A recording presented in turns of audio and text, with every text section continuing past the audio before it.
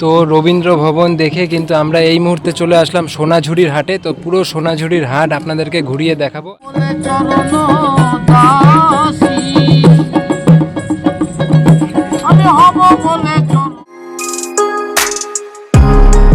চলুন আজকের ভিডিও শুরু করা যাক। একবারে আপনাদের সাথে দেখা হচ্ছে বোলপুর স্টেশনে গিয়ে।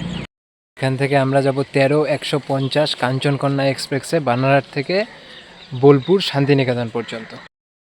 ঘড়ির কাঁটায় কিন্তু ভোর 5:15 আর এই মুহূর্তে এসে পৌঁছলাম বোলপুর স্টেশনে। বোলপুর স্টেশনে একবার দেখুন চারিদিকে কি কুয়াশা। তো এখানে কিছুক্ষণ থাকার পর দেখি বাইরে যাই। দেখুন একবার কুয়াশাটা, এখান থেকে একটুখানি এখানে কিচ্ছু দেখা যায় না, দেখেছেন? এটা বোলপুর স্টেশনের 2 নাম্বার প্ল্যাটফর্ম। মানে একটু আগে যখন আমরা রামপুরহাট ক্রস করলাম তখনও কিন্তু কুয়াশা ছিল না। জাস্ট এই জায়গাটায় এসে একবার কুয়াশাটা দেখুন, কি কুয়াশা।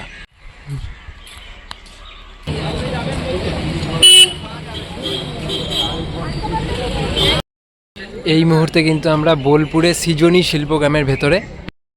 এই যে মাত্র 30 টাকা টিকিট, এই টিকিট কেটে কিন্তু এখানে স্থানীয় শিল্পীদের বিভিন্ন রকম হাতের কারুকার্য খুব সুন্দর করে ভালো করে ঘুরে আপনারা দেখে নিতে পারবেন। পশ্চিমবঙ্গের শান্তিনিকেতনের শান্তিপূর্ণ পরিবেশে অবস্থিত সৃজনী শিল্পগ্রাম সংস্কৃতি ও ঐতিহ্যের প্রতিনিধি হিসাবে দাঁড়িয়ে আছে। শান্তিনিকেতনের নিজের সর্বদা শিল্প, শিক্ষা এবং একটি সমৃদ্ধ সংস্কৃতির ঐতিহ্যের সমর্থন রয়েছে। প্রাথমিকভাবে নোবেল বিজয়ী রবীন্দ্রনাথ ঠাকুর কর্তৃক বিশ্বভারতী বিশ্ববিদ্যালয় প্রতিষ্ঠা। বোলপুরে ঘোরার জন্য আমাদের প্রথম যে আমরা বেছে নিয়েছি সেটা কিন্তু হচ্ছে এই সৃজনী শিল্পগ্রাম। তো পুরো শিল্পগ্রামটা আপনাদেরকে ভালো করে ঘুরিয়ে দেখাচ্ছি।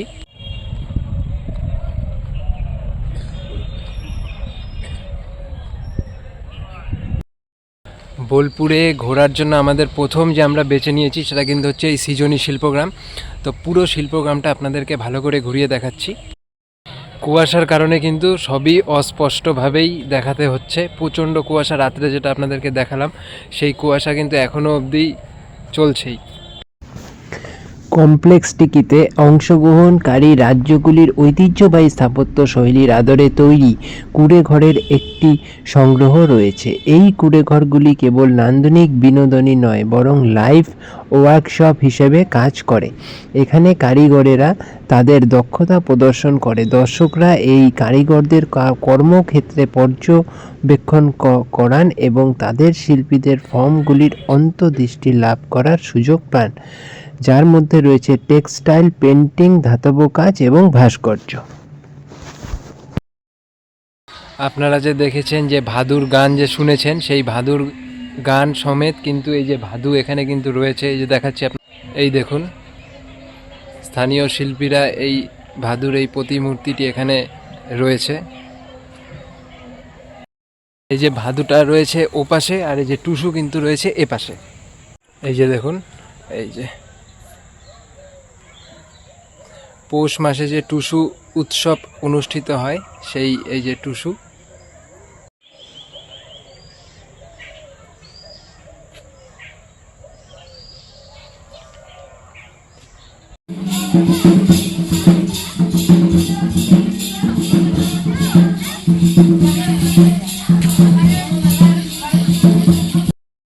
সব মিলিয়ে কিন্তু এক দারুণ অভিজ্ঞতা এই বোলপুরে সৃজনী শিল্পগ্রাম। বোলপুরে আসলে এই সৃজনী শিল্পগ্রাম কিন্তু মিস করবেন না।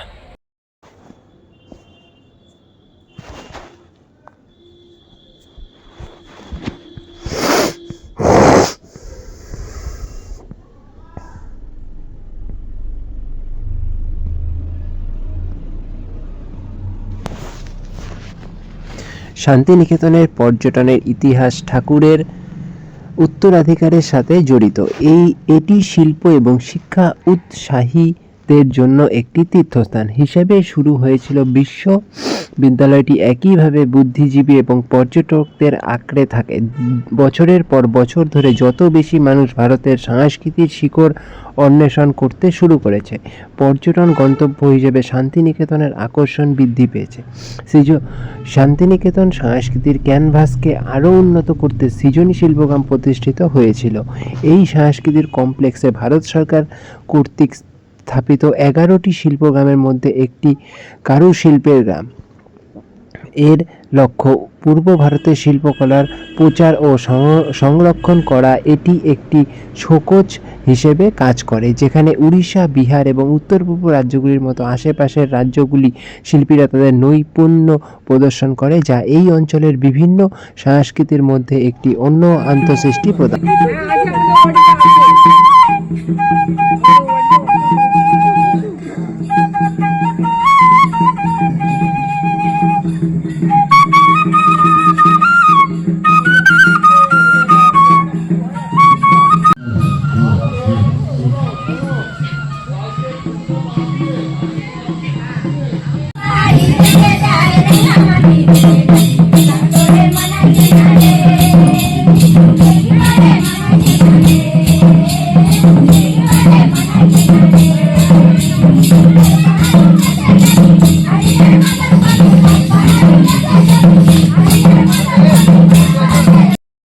এখানে কিন্তু 19 থেকে 23শে ডিসেম্বর কিছু একটা ফেস্টিভ্যাল চলছে লোকসঙ্গীতের উপরে। তো এই ফেস্টিভ্যাল কিন্তু 19 থেকে 23শে ডিসেম্বর অবধি, আজকে যেহেতু 22 তারিখ।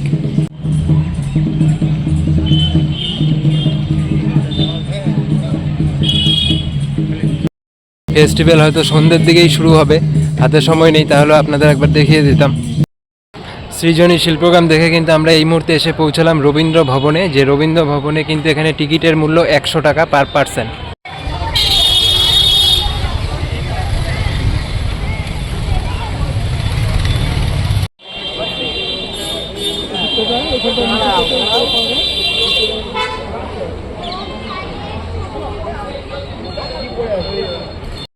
এই রবীন্দ্র ভবনের ভেতরের মিউজিয়ামের কিন্তু কোনো ছবি তোলার অ্যালাউ নেই, বাইরেটাই আপনাদেরকে ঘুরিয়ে দেখাচ্ছি। আপনারা যখন আসবেন তখন নিজেরাই কিন্তু মিউজিয়াম ঘুরে দেখে নিতে পারবেন। মিউজিয়ামের ভেতরে কিন্তু ঠাকুর বাড়ির ব্যবহৃত যে সমস্ত জিনিসপত্র, রবীন্দ্রনাথ ঠাকুরের লেখা গীতাঞ্জলি কাব্য বিভিন্ন ভাষায়, সে সমস্ত কিছুই কিন্তু রয়েছে। তো এবার বাইরেটা আপনাদেরকে দেখিয়ে দিই ঘুরিয়ে। রবীন্দ্রনাথ ঠাকুর ছিলেন একাধারে বাঙালি কবি, ঔপন্যাসিক, সঙ্গীত স্রষ্টা, নাট্যকার, চিত্রকর, ছোট গল্পকার, প্রাবন্ধিক, অভিনেতা, কণ্ঠশিল্পী ও দার্শনিক। তাকে বাংলা ভাস্কর্যের সর্বশ্রেষ্ঠ সাহিত্যিক মনে করা হয়। রবীন্দ্রনাথকে গুরুদেব, কবিগুরু ও বিশ্বকবি অভিধারায় ভূষিত করা হয়। রবীন্দ্রনাথ ঠাকুরের 52টি কাব্যগ্রন্থের 38টি নাটক, 13টি উপন্যাস ও 36টি প্রবন্ধ এবং অন্যান্য গদ্য সংকলন তার জীবন দশায় বা মৃত্যুর অবহিত পরে প্রকাশিত হয়। তার সর্বমোট 95টি ছোট গল্প, 1915টি গান, যথাক্রমে গল্পগুচ্ছ, গীতবিতান সংকলনের অন্তর্ভুক্ত রয়েছে। রবীন্দ্রনাথের যাবতীয় প্রকাশিত গ্রন্থাকারে অপ্রকাশিত রচনা 32 খণ্ডে রবীন্দ্র রচনাবলী নামে প্রকাশিত হয়েছে। রবীন্দ্রনাথ ঠাকুরের যাবতীয় পত্র সাহিত্য 19 খণ্ডে চিঠিপত্র এবং 4টি পৃথক গ্রন্থে প্রকাশিত। এছাড়া তিনি প্রায় 2000 ছবি এঁকেছিলেন। রবীন্দ্রনাথের রচনা বিশ্বের বিভিন্ন ভাষায় অনূদিত হয়েছে। 1913 সালে গীতাঞ্জলি কাব্যগ্রন্থের ইংরেজি অনুবাদনের জন্য তিনি প্রথম ইউরোপীয় এবং প্রথম এশীয় হিসাবে সাহিত্যের নোবেল পুরস্কার বিজয়ী হন। রবীন্দ্রনাথ ঠাকুর ছিলেন মূলত এক কবি। মাত্র 8 বছর বয়সে তিনি কাব্য রচনা শুরু করেন। তার প্রকাশিত মৌলিক কাব্যগ্রন্থের সংখ্যা 52। তবে বাঙালি সমাজে তার জনপ্রিয়তা প্রধানত সঙ্গীত স্রষ্টা হিসাবে। রবীন্দ্রনাথ প্রায় 2000 গান লিখেছিলেন। কবিতা ও গান ছাড়া তিনি 13টি উপন্যাস, 95টি ছোট গল্প, 36টি প্রবন্ধ ও গদ্য গ্রন্থ এবং 38টি নাটক রচনা করেছিলেন। রবীন্দ্রনাথের সমগ্র রচনা রবীন্দ্র রচনাবলী নামে 32 খণ্ডে প্রকাশিত হয়েছে। এছাড়া তার সামগ্রিক চিঠিপত্র 19 খণ্ডে প্রকাশিত হয়েছে। তার প্রবর্তিত নৃত্যশৈলী রবীন্দ্র নৃত্য নামে পরিচিত।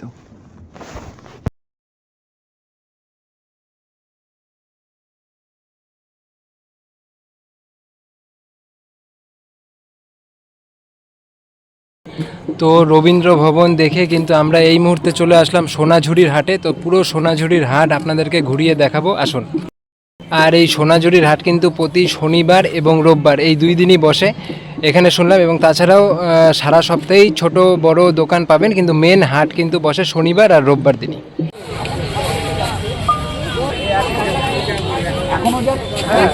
সারা বছর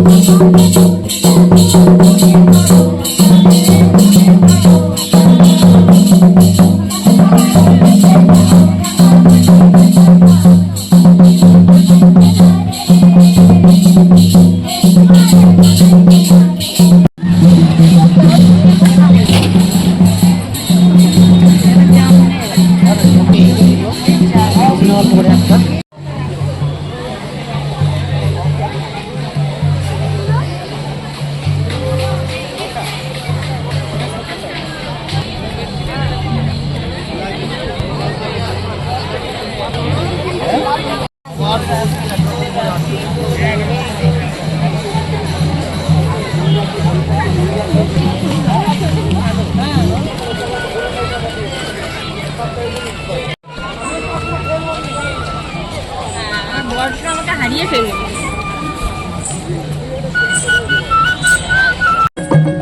আমি হব বলে চরণ দাসী, আমি হব বলে চরণ দাসী, তা হয় না কপাল গুনে, আমার হয় না কপাল গুনে, আমার মনের মানুষের সনে, ওই আমার মনের মানুষের সনে।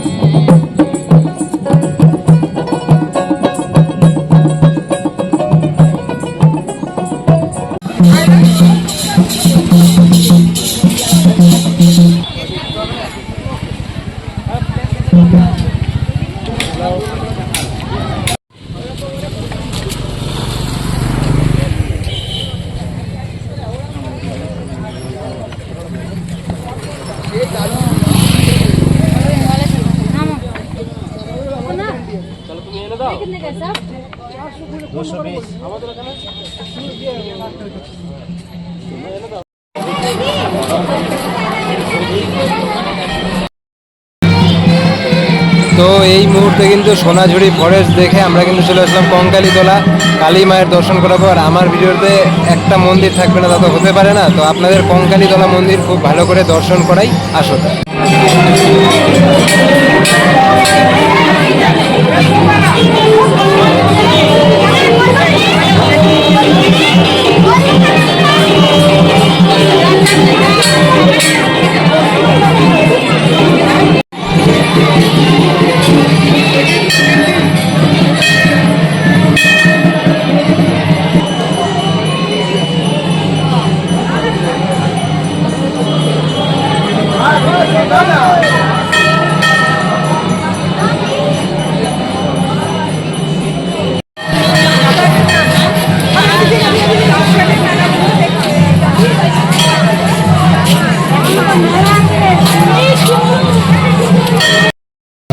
আর এই মুহূর্তে কিন্তু এই কঙ্কালীতলা মন্দির প্রাঙ্গণে আমি এবং আপনারা সকলে, তো চলুন সুন্দর করে মায়ের দর্শন করা যাক এই কঙ্কালীতলা মায়ের মন্দিরকে।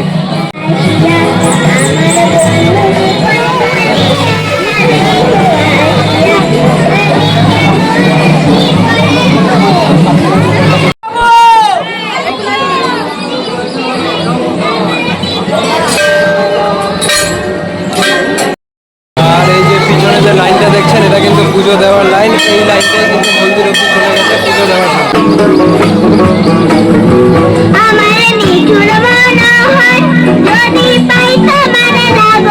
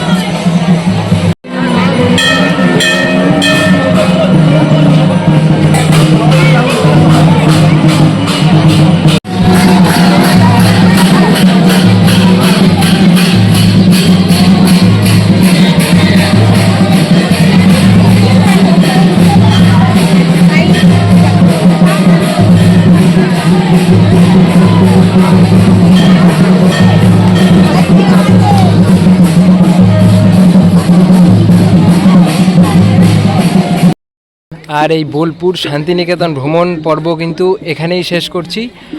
আশা করি পুরো বোলপুর পর্ব যদি ভালো লাগে অবশ্যই একটা লাইক করে দেবেন। আর এই নেক্সট ভিডিওতে কিন্তু আপনাদের সাথে দেখা হচ্ছে খিরাই থেকে, বাংলার ভ্যালি অফ ফ্লাওয়ার্স খিরাইতে গিয়ে আপনাদের সাথে দেখা হচ্ছে।